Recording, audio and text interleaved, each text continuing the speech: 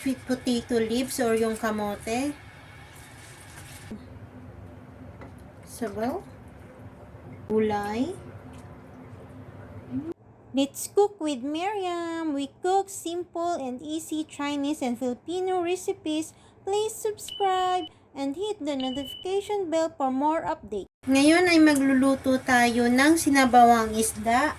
So dito ay lalagay tayo ng ginger, onion, and maglalagay pa rin ako ng ating garlic. At pinaka-importante sa lahat, maglagay tayo ng tomato. So, yan.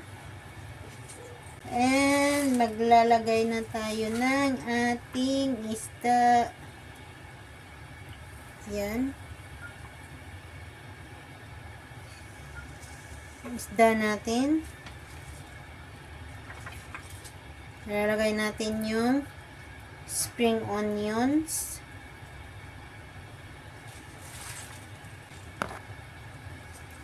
Sweet potato leaves or yung kamote.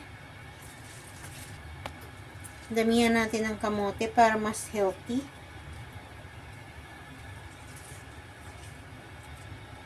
So, yan.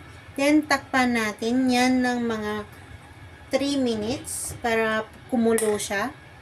Then, pag kumulo na, ay maglalagay na tayo ng asin. So, yan. Tatansyahin lang natin yung asin na ilalagay natin dito.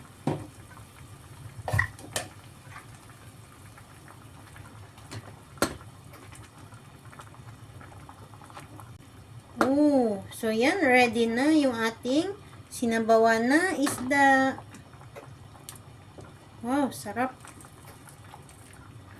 So, ito na yung ating sinabawang isda. Sabaw. Gulay. Yung ating isda. So, ito na yung ating sinabawang isda.